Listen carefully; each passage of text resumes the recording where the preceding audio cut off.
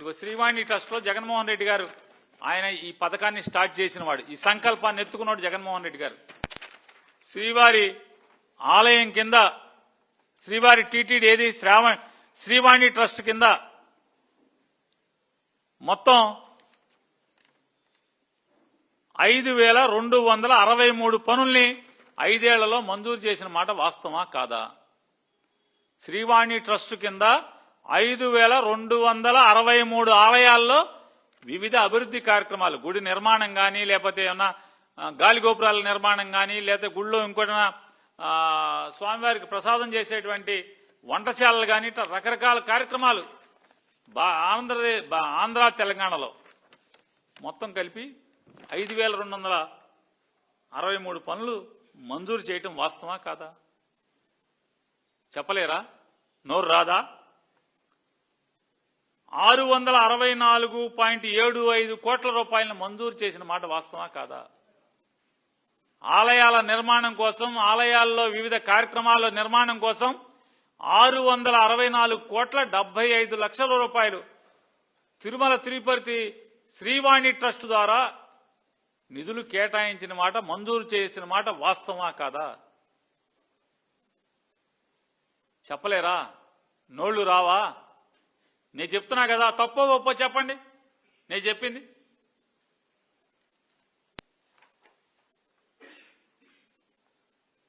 రామతీర్థం ఆలయ పునర్నిర్మాణం 2021 డిసెంబర్ 3న శంకుస్థాపన చేశారు. 123 రోజుల్లో నిర్మాణం 3 కోట్ల రూపాయలతో చేశారు. అంతర్వేది రథం 2020 సెప్టెంబర్ 6వ తారీఖున తెల్లవారుజామున కళంకం జరిగితే 5 మాసాల్లో 5 నెలల 2 వారాల్లో రథాన్ని పునర్నిర్మాణం చేసి 2021 ఫిబ్రవరి 19 రథసప్తమి రోజున స్వామివారికి దాన్ని ఊరేగింపుకి అంకితం చేశారా చేయలేదా? జగన్మోహన్ రెడ్డి గారు జగన్ గారు వెళ్ళారు కదా దాన్ని అంకితం చేయటానికి.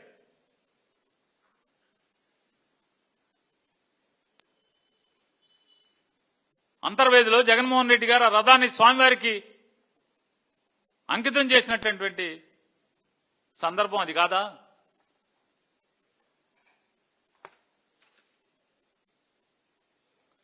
ఆయన మాట్లాడతారు, నేను సీఎం అయ్యాక నా 2వ సంతకం టీటీడీ ఈవో శ్యామలరావుని నియమించే పత్రంపై చేశాను. ఇది నా నిబద్ధత, దేవుడి పట్ల నాకు అంకిత భావం, నా మతం పట్ల, నా హిందూ తత్వం పట్ల నాకు అంకిత భావం అని చెప్పని సొల్లుగొబులు చెప్తున్నారు నారా చంద్రబాబు నాయుడు గారు. నేను నారా చంద్రబాబు నాయుడిని సూటిగా ప్రశ్నిస్తాను. చంద్రబాబు నాయుడు గారు, మీ 2వ సంతకం అంటే తొలి సంతకం పెన్షన్ లేదో చెప్తున్నట్టున్నారు. మీ 2వ సంతకం అయినటువంటి ఈవో శ్యామలరావు ఎక్కడున్నాడు? ఏడి? తిరుపతిలో కనపట్టలేదే? నేను మొన్న కూడా వెళ్ళే దర్శనానికి, శ్యామలరావు గారు కనపడలేదే? ఏమయ్యాడు శ్యామలరావు గారు? కనపడతలేదు ఎందుకని? అంటే మన అవసరాలు అయిపోయినాయా లేదా? చెప్పండి. తిరుమల నుంచి ఒక్క తన్ను ఎందుకు తన్నారు? తిరుమల కొండమేంచి ఈవో శ్యామలరావు నా 2వ సంతకం అన్న శ్యామలరావు గారిని ఒక్క తన్ను ఎందుకు తన్నారు? తంతే జీఏడీలో వచ్చి పడ్డాడు కదా. జీఏడీ అంటే ఏంటి? పనిష్మెంట్ పోస్టా లేకపోతే అపప్రాధాన్యతమైనటువంటి కదా. అపప్రాధాన్యతతో కూడినటువంటి అనేది ఐఏఎస్ అందరూ మాట్లాడుకుంటారు కదా, పనిష్మెంట్ పోస్ట్ అనుకుంటారు కదా. మరి ఆ జీఏడీ తిరుమలలో తంతే జీఏడీలో ఎందుకు వచ్చి పడ్డాడు?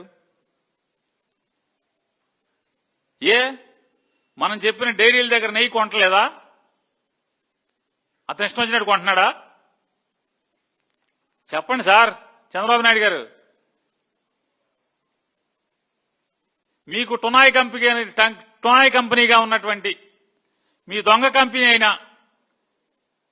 ఇందాపూర్కి ఏమైనా అడ్డు చెబుతున్నాడా? ఇందాపూర్ డైరీకి ఎందుకు తన్నారు తిరుమల నుంచి? నా 2వ సంతకం, నా నిబద్ధత, నా సంకల్పం ఈవో శ్యామలరావు ఫైలు సంతకం పెట్టి అన్నారు కదా. ఏడి ఈవో శ్యామలరావు? ఎందుకు తన్నారు?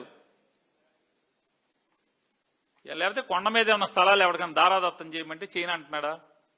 ఎందుకు చెప్పగలరా? చెప్పరా ఈ సమాజానికి? సమాజానికి చెప్పొద్దు, మన మతానికి చెప్పండి, హిందూ మతానికి, హిందువులకి చెప్పండి. రెండవ సంతకం మీ సంకల్పం, మీ భక్తి, మీ దేవుడి పట్ల కమిట్మెంట్, దేవుడి కంటే కూడా మతం పట్ల మీ కమిట్మెంట్, మీ రెండో సంతకం శ్యామలరావుని ఎందుకు తన్నారు?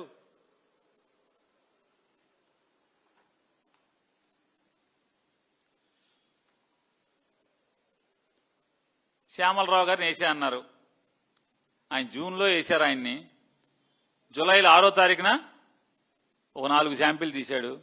జూలై 12వ తారీఖున ఒక 4 శాంపిల్స్ తీశాడు.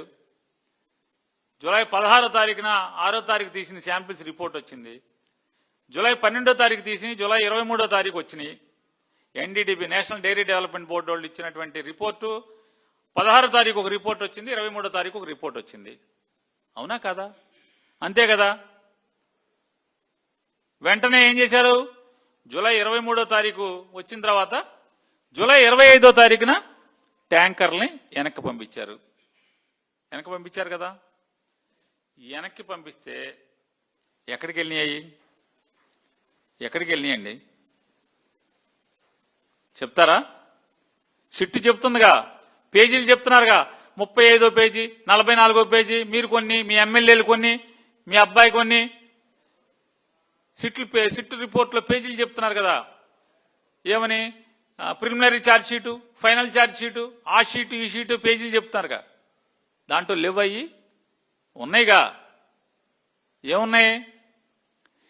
డిండిగల్లో ఉన్నటువంటి ఏఆర్ డైరీకి రిజెక్టెడ్ ఆయిల్ ట్యాంకర్, నూనె ట్యాంకర్లు, అంటే మీరు చెప్పేటువంటి కల్తీ, మీ లెక్క ప్రకారం కొవ్వు కలిసిన ట్యాంకర్లు డిండిగల్ వెళ్ళినాయా? వెళ్ళలేదు కదా. సిబిఐ సిట్ చెప్తుంది కదా. ఏమని చెప్తుంది?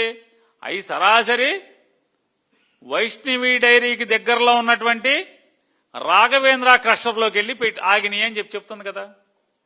చాటింగ్లు ఉన్నాయి, చాటింగ్లన్నీ కూడా మొత్తం బయటికి తవ్వి తీశాం. అలాగే ఎవడెవడు ఆ క్రషర్లో పెట్టాడో తీసుకెళ్లి అవి పార్క్ చేశాడో, మళ్ళీ కొన్నాళ్ల తర్వాత వాటిని తెచ్చి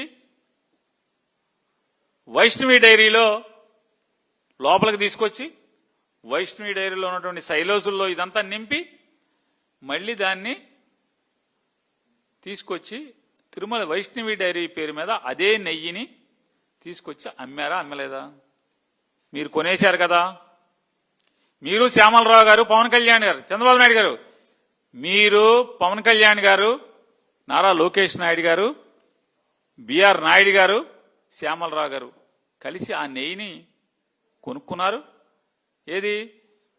పంది కొవ్వు, గొడ్డు కొవ్వు లేదా చేప కొవ్వు కలిసింది అని చెప్పి మీరు వెనక్కి పంపించినటువంటి ఆ లారీలు సిబిఐ ఛార్జ్ షీట్లో పేర్కొన్నట్టుగా సరాసరి వైష్ణవి డైరీ పేరు మీద మళ్ళీ మీకు వచ్చినాయి కదా. మీరు వాడేశారు కదా, భక్తులకి లడ్డూలు తయారు చేసి పెట్టేశారు కదా. అసలు మీరు జూలై 6వ తారీఖున శాంపిల్ తీశారు, జూలై 12వ తారీఖున శాంపిల్ తీశారు. అప్పుడు ఎవడు ముఖ్యమంత్రి? ఎవడు? ఎవరంటున్నా? ఉప ముఖ్యమంత్రి ఎవడు? మీ ఇద్దరే కదా.